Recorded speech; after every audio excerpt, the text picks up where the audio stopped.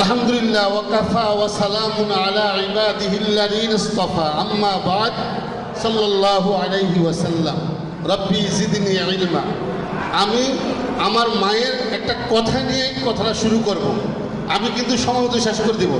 আমার মা একটা কথা বলতেন আমাদেরকে যে আমাদের ভালোবাসা হয়ে গেল ঘাস, খেয়ে গেল গরুতে, দিয়ে গেল বাঁশ। অপেক্ষা কি সেটা? অপেক্ষা কি সেটা? না, কিন্তু আমরা দেখতে পারতেছি আমাদের অবস্থাটা ওখানে যায় কিনা আমার মায়ের এই ভাষাটা। কারণ আমার মা সব করে আমাকে মাদ্রাসায় করতে দিল, হাফিজি করতে। আমি প্রত্যেক শুক্রবারে মর্নিং শো দেখতাম গিয়া এই বিউটি সিনেমা হলে গিয়া। তো একদিন মায়ের দুঃখের খুব এই কথাটাই বলছেন, আমাদের ভালোবাসা হয়ে গেল ঘাস, খেয়ে গেল গরুতে, দিয়ে গেল বাঁশ। আমরা কোথায় আছি? আমরা 5ই আগস্টের পরে 2024-এ আজ পর্যন্ত আমি সর্বপ্রথম শ্রদ্ধার সাথে সম্মান করে বলতে হয়, আমাদের এই ঢাকা মহানগর উত্তরে সম্মানিত যুগ্ম আহ্বায়িকা এবং আমার মিরপুরের টিম লিডার মিষ্টি আপাকে বলতে হয়। মিষ্টি আপা প্রতিদিনই একবার আমাকে ফোন দিয়ে খবর দেয়, ভাই এটা করো ওটা করো, চেষ্টা করে বেসার।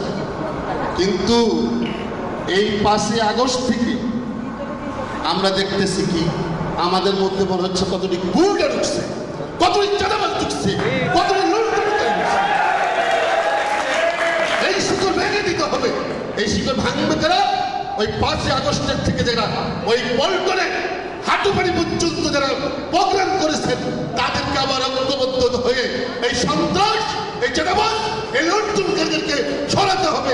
এই প্রার্থী আমি শ্রদ্ধার সাথে আরেকটা কথাই বলি, আমরা শিখছি এই রাজনীতি শিখছি আমরা। আমাদের এসএম কাউসার পাপ্পু ভাই, আমাদের সৈয়দ আহমেদ মিষ্টি ভাবি, আমাদের এই শাহালি থানার অনেক কৃতি সন্তান যার কাছে আমরা বক্তব্য শিখি, রাজনীতি শিখি, হুমায়ুন কবির রোশন, আমাদের মুদাসসির হানিফ। এইসব নেতৃবৃন্দ থাকতে কিভাবে আমরা সাধারণ কর্মীরা আমরা কিভাবে অপমানিত লাঞ্ছিত হয় গত কিছুদিন আগে তা দেখছি। আপনারা শাহালি থানা প্রোগ্রাম করবেন ক্যান্ডিডেটদেরকে দিয়ে, প্রার্থী দিয়ে। ওদের শাহালি থানা কোথায় ছিল আহ্বায়ক, কোথায় ছিল 2টা ওয়ার্ডের সভাপতি সেক্রেটারি? একবার আপনাদের খোঁজ করতে পারেন জায়গায় না। এই শিকড় ভেঙে দিতে হবে, নতুন করে শিকড় ঢালাতে হবে। যদি আমাদের এই ইঞ্জিনিয়ার ইসলাম যদি আমরা তারেক রহমানের উপহার দিয়ে তারেক রহমানের হাতকে শক্তিশালী করতে পারি, তাহলে